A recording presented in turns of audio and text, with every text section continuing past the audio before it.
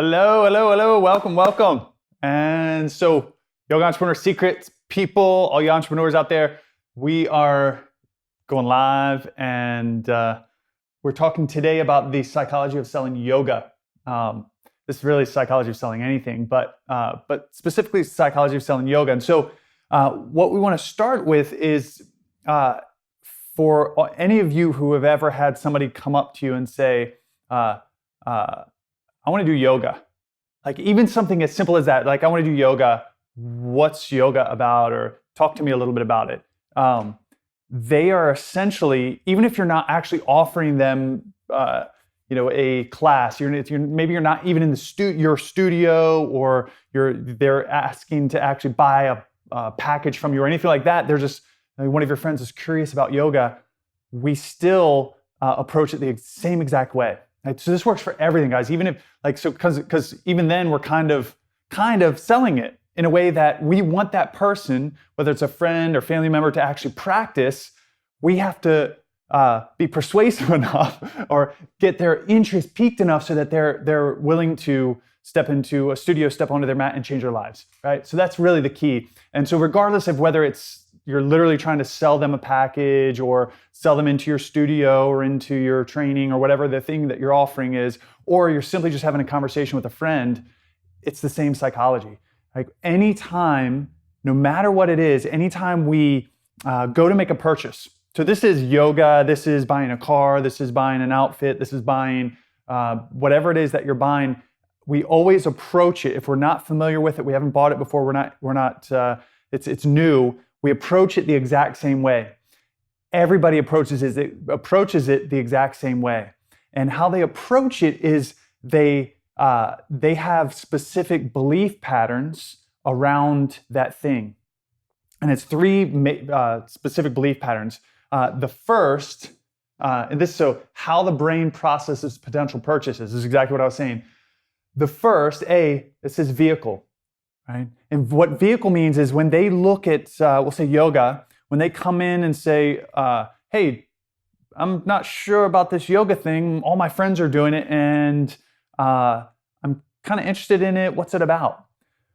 What their belief pattern is does yoga actually work?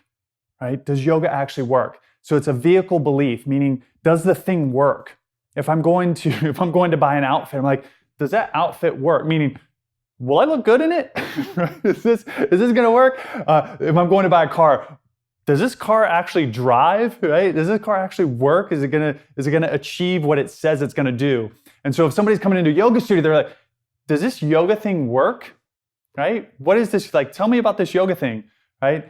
And so what we tend to do as people that have practiced forever, so your friend comes up and you say, hey, kind of interested in the yoga thing. I know you're a yoga teacher and you do yoga all the time. Talk to me about it. What they're really kind of diving into in the beginning is their belief pattern around the vehicle. Does yoga work? Now, what we do on the other side as teachers, as people that are in it, like we know it works. We've done it our whole lives. We love it. We start talking about details, about benefits, about we throw technobabble. Like for instance, somebody comes into my studio and they say, hey, I'm interested in yoga. Right? What I did in the past was, oh, you're gonna love it. The heat is this, and then we do poses that create this, and these poses work this, and then we do these poses over here, and it works this, and a bunch of technobabble. And I used to even throw out some Sanskrit and some other terminology that they're like, I have no idea what you're talking about. Right? We tend to miss when we were in the beginning, the emotion that we felt, how amazing we felt, the epiphany we had that, whoa, this is incredible. And then we get into the logic where we start to study it so much, we dive so deep into it that we understand all the technobabble, up dog and down dog and myofascial methodology and all of the things that are in a class, right? All the things that we love about it.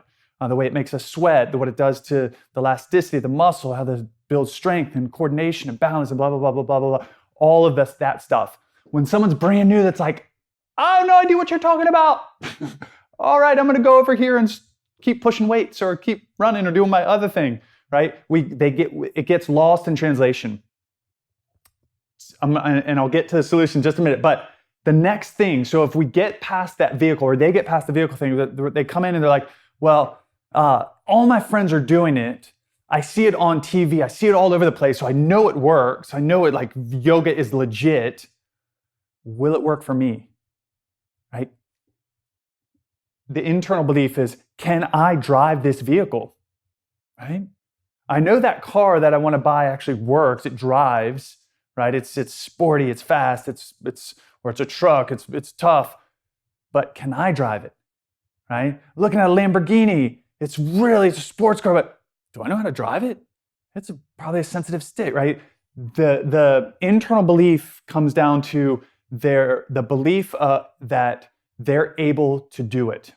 Not that it works, right? They've gotten past the vehicle already. Now it's an internal belief. Can I do it? Right? So the next piece of it is, if I step into a yoga class, am I actually going to be able to do these poses? Am I actually going to be able to do this practice? Right? Do I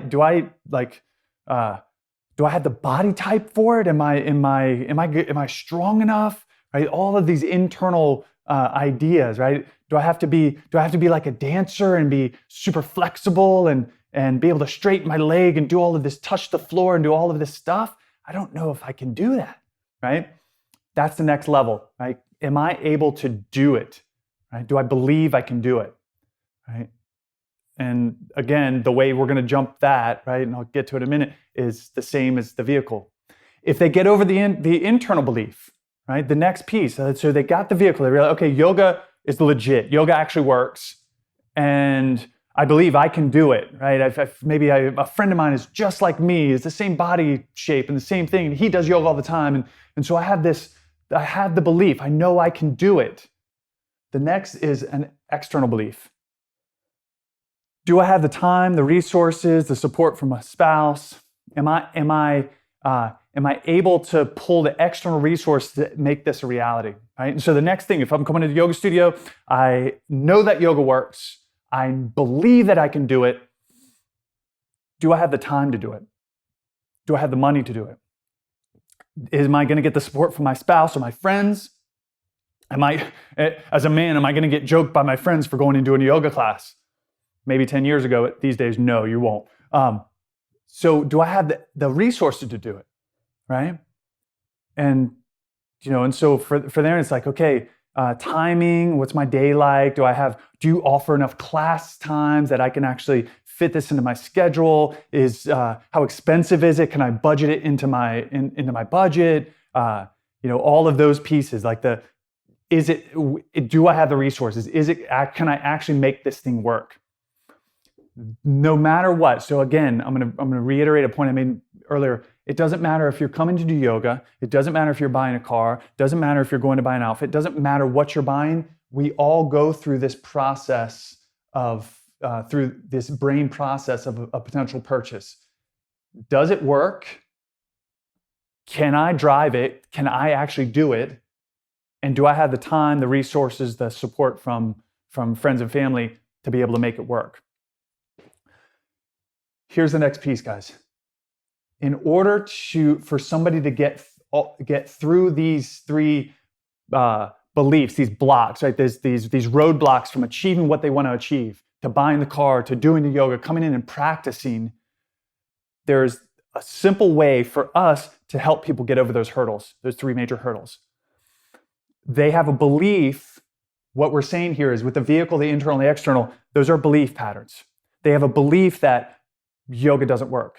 Or they have a belief that I'm not capable of doing it. Or they have a belief of, I don't have the money or the time to do it. Right? These are belief patterns.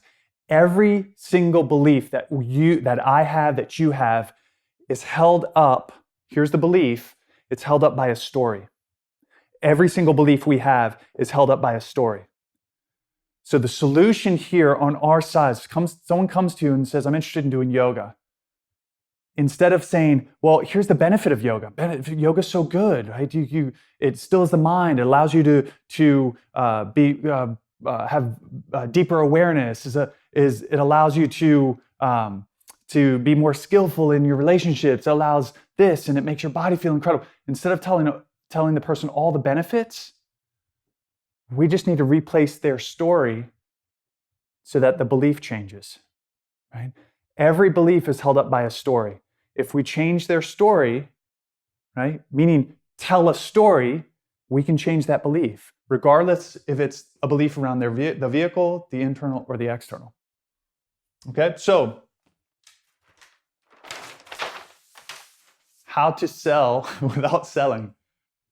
If you're a Bruce Lee enthusiast like Chris and I are, in Enter the Dragon, there's a scene where Bruce Lee is on a boat and he's going to the main island of the bad guy, and that's where he goes crazy and fights everybody. He's on that boat and one guy tries to pick a fight on him. He's like, "Have you ever heard of the art of fighting without fighting?"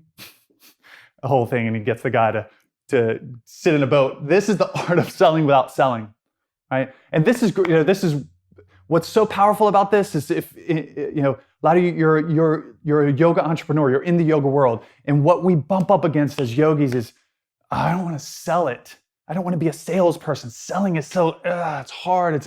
And we don't have to sell. We simply need to be good at telling stories, right? So good at telling stories, storytelling, basic storytelling script. We're going to go over this in just a minute. But if somebody comes in and they're asking, does yoga work? I don't need to say, yes, it does because of X, Y, and Z, because of all this feature and this benefit and this feature and this benefit. I simply just need to tell a story. Yeah, when I started yoga, I was into martial arts. And my brother and I were pounding away. We were fighting all the time. We were hurt all the time. We were beat up a lot. And we started searching out something that was going to allow us to heal faster. And our sister was huge into yoga. And she's like, you guys got to do a yoga class. And she taught us our first class. And then after that class, we were like, whoa, that was powerful. Let's start practicing more regularly. And we started getting into it more. And we realized that the more we practiced, the faster we healed. The faster we healed, the more we could train. And then we practiced so much, we were realizing, whoa, this feels incredible. This is making such a difference in my life, not just my martial arts, but in my relationships and how I look at food and how I feel about myself and my ability to stay focused. There's a story, right? Yes, yoga worked. That's a vehicle story. And same thing, internal belief, I would tell a story around that. If somebody comes in and is like, yeah, all my friends are doing yoga. I know it works, but I'm not quite sure if I can do it.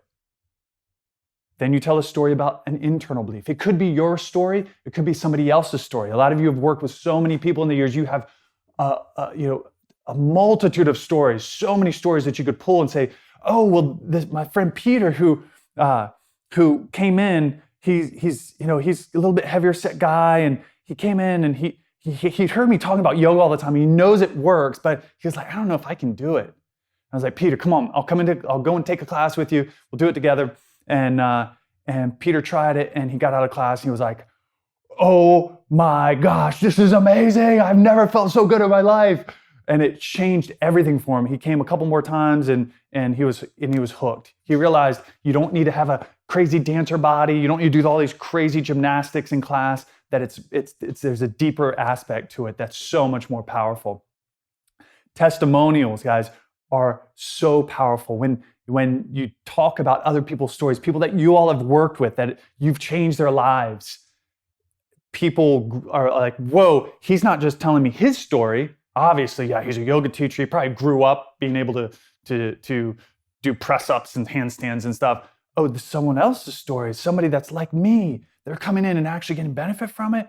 They didn't think they could do it, and they're coming in and practicing. Wow, that's so powerful. Testimonials are huge, huge, huge. Big. And then obviously external belief, right? External belief is going to be it's going to be time and resources, and it's one of those where you're like, yeah, so and so didn't have time either, or they didn't have money, and they realized that to not do it made their they had to spend that money later on because their health was deteriorating or something was going on in their bodies, but instead they dedicated themselves to a practice and realized, yeah, over the long run, I'm paying for yoga, but it's making a difference where I don't have to actually fork that money out to a doctor later on or something like that. You also have the stories of the external belief. how have people made it affordable for them, and what's the benefit of them doing it versus not doing it, right? Or the time, right? People are like, well, I'm so busy. Like, my my friend Sarah has 3 kids, and she's running her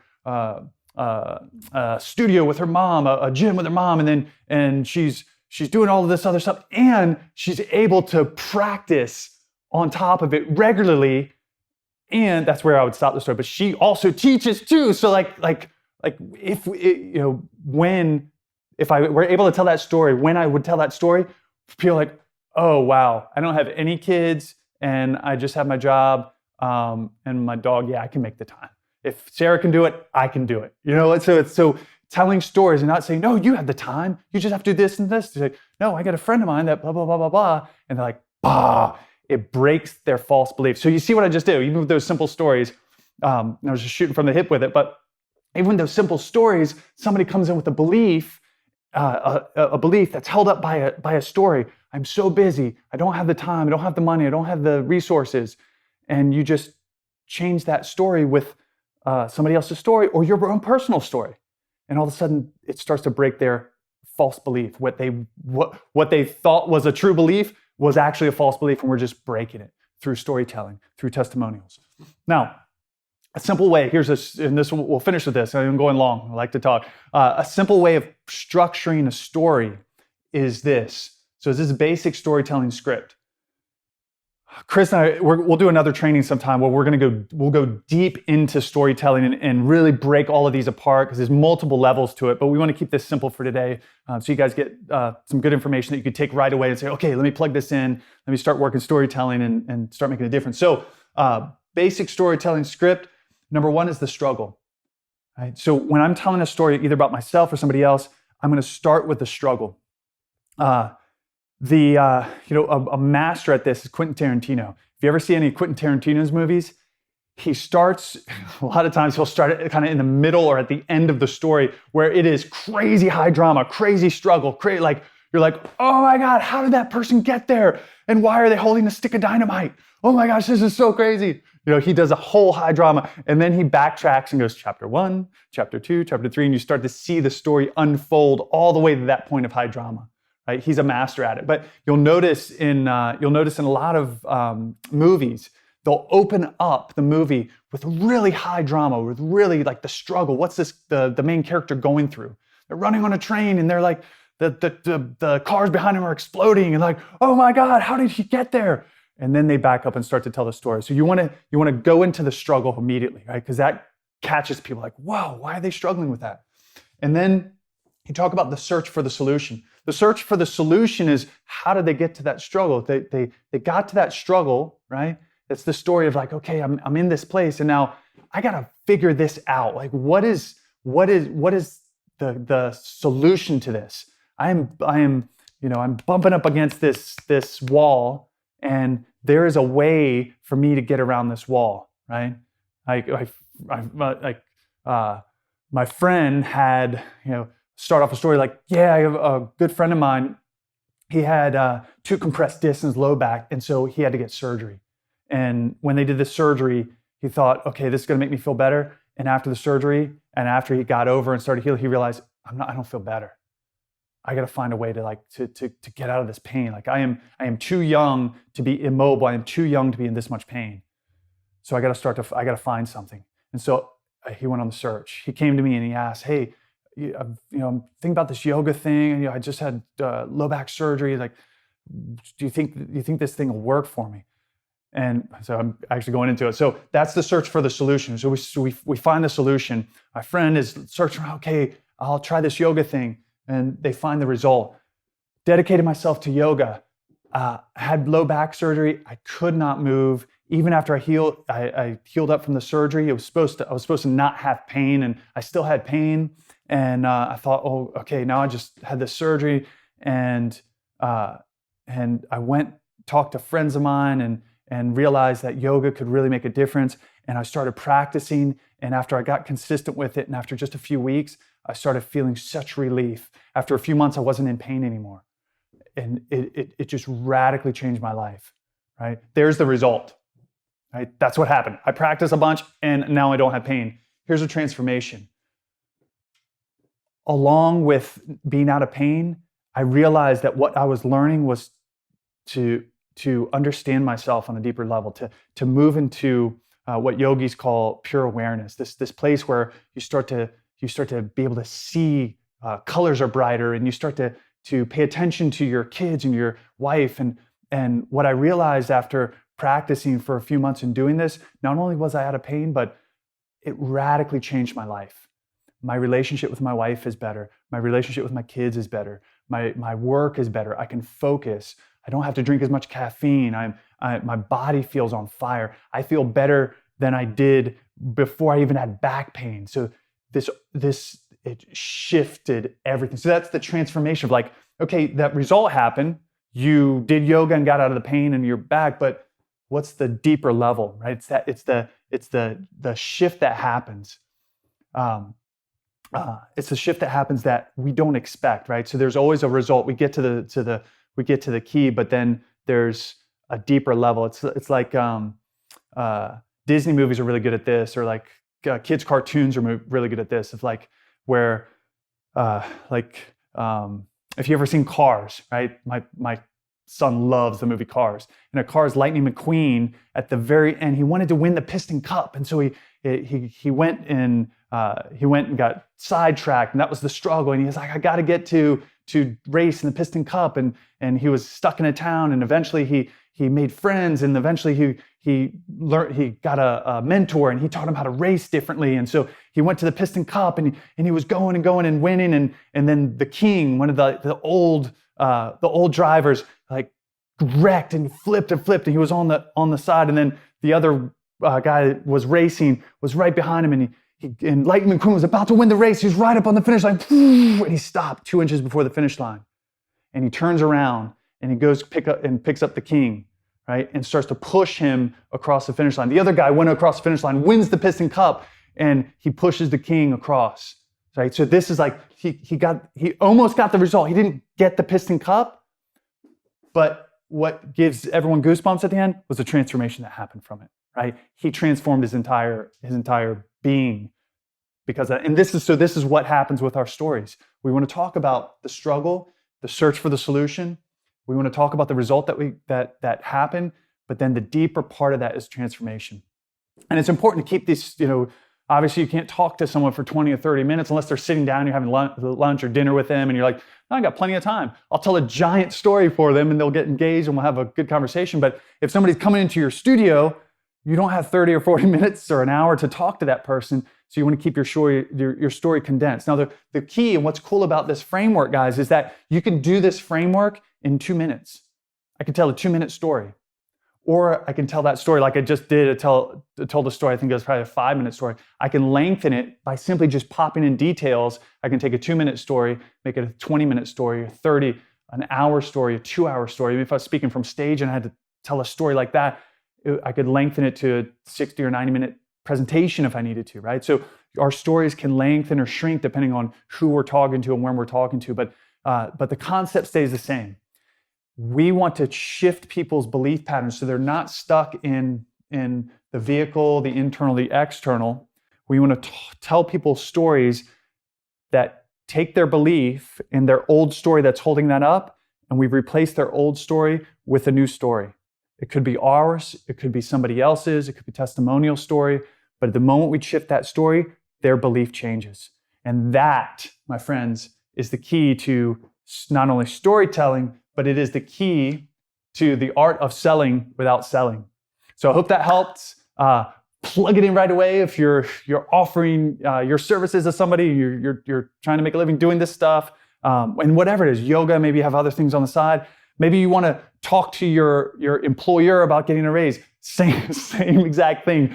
Use storytelling to do that work. So anyway, thanks for hanging with me, and we'll see you on the next one. Yes. Thanks so much for listening to Yoga Entrepreneur Secrets. Do you have a question that you'd like us to answer raw and uncut on the podcast? If you want your questions answered, all you need to do is head over to Apple Podcasts and do 3 simple things. 1, rate and review, telling us what you think of the podcast. 2, in that review, ask anything you want related to yoga. And 3, if you want a shout out, leave your Instagram handle or name. And that's it. Then listen in to hear your question answered live, raw, and uncut. Join us next time on Yoga Entrepreneur Secrets Podcast. Thanks.